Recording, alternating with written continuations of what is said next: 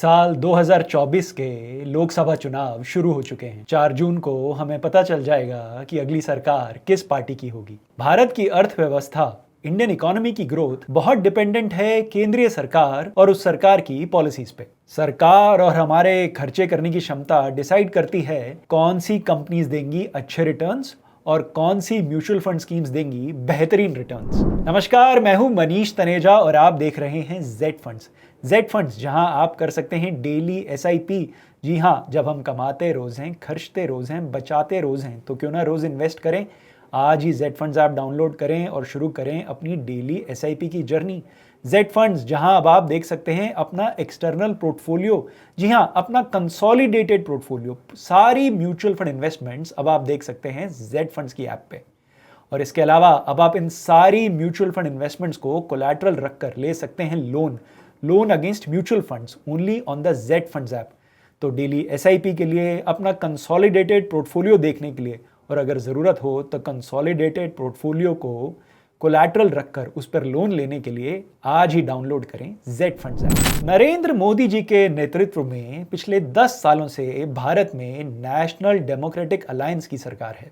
तो 2024 में भी एनडीए की ही सरकार बनेगी। अगर 2024 में भी एनडीए की सरकार आई तो कौन सी म्यूचुअल फंड स्कीम्स देंगी बेहतरीन रिटर्न्स। इस वीडियो में हम इसी विषय पे चर्चा करेंगे। हम देखेंगे क्या कहता है भाजपा का मैनिफेस्टो, क्या रहेंगी पॉलिसीज अगर 2024 में एनडीए की सरकार बनती है, और फिर बात करेंगे स्पेसिफिक म्यूचुअल फंड स्कीम्स की जहां आप इन्वेस्ट करके पा सकते हैं आने वाले 3-4 सालों में बेहतरीन रिटर्न्स। आइए बात शुरू करते हैं बीजेपी के मैनिफेस्टो से और देखते हैं एनडीए की इकोनॉमिक पॉलिसीज, यानी अगर एनडीए की सरकार बनी तो क्या रहेंगी इकोनॉमिक पॉलिसीज। मैनिफेस्टो के अनुसार अगर फिर से बनती है मोदी सरकार तो उसका फोकस 3 प्राइमरी सेक्टर्स पर रहेगा। पहला फोकस एरिया रहेगा हार्ड इंफ्रास्ट्रक्चर, मोर रोड्स, मोर एयरपोर्ट्स, मोर रेलवे लाइंस, मोर मेट्रो लाइंस, और एक एस्पेक्ट जो मैं हाईलाइट करना चाहूंगा वो है housing for all, low cost housing for all Indians. इन चीजों पर नई सरकार का बहुत फोकस रहेगा। अब आप बताइए, अगर भारत में roads, airports, railways, metro lines और हाउसिंग पर लाखों करोड़ों का खर्चा होगा तो कौन से बिजनेसेस का बेनिफिट होगा? जी हां, सही गेस किया आपने, बेनिफिट होगा स्टील, सीमेंट और एनर्जी रिलेटेड बिजनेसेस को।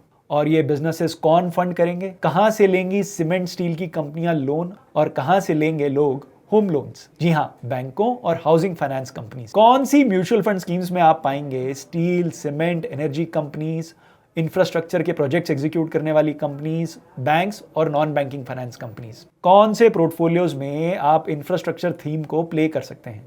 इंफ्रास्ट्रक्चर वाली म्यूचुअल फंड स्कीम्स बेस्ट तरीका है इंफ्रास्ट्रक्चर की ग्रोथ में भागीदारी करने का। आइए अब बात करते हैं 3 ऐसी infra themed mutual fund schemes की जिन्होंने दिए हैं बेहतरीन रिटर्न्स और जिनमें इन्वेस्ट करके आप पा सकते हैं आने वाले इंफ्रास्ट्रक्चर बूम से बेहतरीन रिटर्न्स। ये स्कीम्स हैं एचडीएफसी इंफ्रास्ट्रक्चर फंड, बंधन इंफ्रास्ट्रक्चर फंड और डीएसपी टाइगर फंड। इस ग्राफिक में आप इन स्कीम्स के सेक्टोरल एलोकेशंस को देख सकते हैं और इस ग्राफिक में आप देख सकते हैं इन फंड्स की टॉप 5 होल्डिंग्स। इन फंड्स में आईसीआईसीआई बैंक, कोल इंडिया, एलएनटी, एचडीएफसी बैंक, भारत इलेक्ट्रॉनिक्स लिमिटेड और एनटीपीसी जैसी भारत की सबसे बड़ी कंपनीज हैं। जी हाँ, इन्हीं सेक्टर्स और इन कंपनियों के माध्यम से ही बनेगा भारत का उत्तम इंफ्रास्ट्रक्चर और डिलीवर होंगे बेहतरीन रिटर्न्स इन्वेस्टर्स को। आगे बढ़ने से पहले इन फंड्स के पिछले 1, 3 और 5 सालों के रिटर्न्स को भी देख लेते हैं। जी हाँ, एचडीएफसी इंफ्रास्ट्रक्चर फंड ने पिछले 1 साल में 79.66 लगभग 80% का रिटर्न दिया है। वहीं बंधन इंफ्रास्ट्रक्चर फंड ने पिछले 1 साल में 77.27% 77% का रिटर्न दिया है और डीएसपी टाइगर फंड ने पिछले 1 साल में 69.88% लगभग 70% का रिटर्न दिया है। बीजेपी के मैनिफेस्टो को पढ़कर एक और थीम जो इंटरेस्टिंग लगता है वो है इनोवेशन।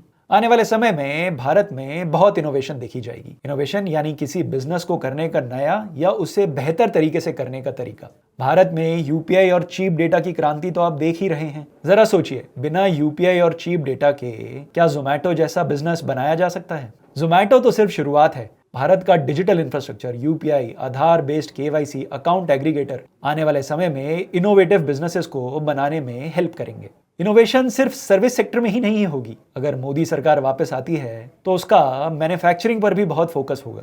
आपने अखबार में पढ़ा होगा कैसे भारत में सेमीकंडक्टर की फैक्ट्रीज सेटअप हो रही हैं। भारत कैसे रिन्यूएबल एनर्जी के सोर्सेज डेवलप करने में प्रोग्रेस कर रहा है। दिन प्रतिदिन इलेक्ट्रिक व्हीकल्स की सेल्स बढ़ती जा रही हैं। गवर्नमेंट की पॉलिसीज हर तरह की इनोवेशन को इनकरेज करेंगी। इनोवेशन थीम में इन्वेस्ट करने का सबसे अच्छा तरीका है innovation themed mutual fund schemes. आप इन्वेस्ट कर सकते हैं बंधन इनोवेशन फंड में, जिसका एनएफओ 10 अप्रैल से शुरू हो गया है, या आप इन्वेस्ट कर सकते हैं आईसीआईसीआई प्रूडेंशियल इनोवेशन फंड या निपॉन इंडिया इनोवेशन फंड में। इन फंड्स के एनएफओ आए थे साल 2023 में और इन फंड्स ने अपने एनएफओ इन्वेस्टर्स को, जी हाँ, जिन इन्वेस्टर्स ने आईसीआईसीआई प्रूडेंशियल इनोवेशन फंड और निपॉन इनोवेशन फंड के एनएफओ में इन्वेस्ट किया था, उन इन्वेस्टर्स को आईसीआईसीआई प्रूडेंशियल में मिला है 50% का रिटर्न और निपॉन इंडिया इनोवेशन फंड में मिला है 20.09%, लगभग 20% का रिटर्न एक साल से कम की अवधि में। तीसरा थीम, अगर भारतीय जनता पार्टी की सरकार वापस आती है, जो देगा उम्दा रिटर्न्स, है मैन्युफैक्चरिंग। साल 2014 से मोदी सरकार का फोकस रहा है मेक इन इंडिया पे। आपने पढ़ा होगा भारत में अब आईफोन का प्रोडक्शन जोर शोर से चालू हो गया है। एप्पल ने साल 2023-24 फाइनेंशियल ईयर 2023-24 में 1 लाख करोड़ से भी ज्यादा की वैल्यू के आईफोन एक्सपोर्ट किए थे। ये फोन बने थे भारत में। भारत में सेल फोन्स के अलावा ईवी से लेकर बोइंग के हवाई जहाज तक के पार्ट्स अब मैन्युफैक्चर किए जा रहे हैं। फार्मा, दवा बनाने वाली भारतीय कंपनियां और स्ट्रांग होती जा रही हैं। भारत में आने वाले समय में मैन्युफैक्चरिंग के बूम से भी आप अपने पोर्टफोलियो में बेहतरीन रिटर्न्स पा सकते हैं। मैन्युफैक्चरिंग थीम में इन्वेस्ट करने के लिए आप इन्वेस्ट कर सकते हैं आईसीआईसीआई प्रूडेंशियल मैन्युफैक्चरिंग फंड में, क्वांट मैन्युफैक्चरिंग फंड में और एक्सिस मैन्युफैक्चरिंग फंड में। इस ग्राफिक में आप इन तीनों फंड्स की टॉप होल्डिंग देख सकते हैं। इन फंड्स में आप पाएंगे एल&टी, मारुति सुजुकी, अल्ट्राटेक सीमेंट, सन फार्मा और रिलायंस जैसी कंपनियों के नाम। अगर मोदी सरकार वापस आती है तो भारत में इंफ्रास्ट्रक्चर, इनोवेशन और मैन्युफैक्चरिंग में अभूतपूर्व ग्रोथ देखने को मिलेगी। ये मौका होगा इन थीम्स में इन्वेस्ट करके अच्छे रिटर्न्स बनाने का। पर याद रहे, ये सारे थीम्स और ये सारी mutual fund schemes pure equity की म्यूचुअल फंड स्कीम्स हैं, यानी ये वेरी हाई रिस्क कैटेगरी की स्कीम्स हैं। हाई रिस्क यानी हाई रिटर्न। इन स्कीम्स में तभी इन्वेस्ट करिएगा यदि आपका इन्वेस्टमेंट होराइजन 3-4 साल से अधिक हो। कितना एक्सपोजर हो इन म्यूचुअल फंड स्कीम्स में आपका, कौन सी म्यूचुअल फंड स्कीम्स हैं आपके लिए सही, कितना एलोकेशन हो इंफ्रास्ट्रक्चर फंड में, इनोवेशन फंड्स में और मैन्युफैक्चरिंग फंड्स में आपका, जानने के लिए आज ही जेड फंड्स ऐप डाउनलोड करें और बात करें अपने जेड फंड एक्सपर्ट से। जेड फंड्स, जहां है आपकी इन्वेस्टमेंट्स सही और आसान। Mutual fund investments are subject to market risks. Read all scheme related documents carefully.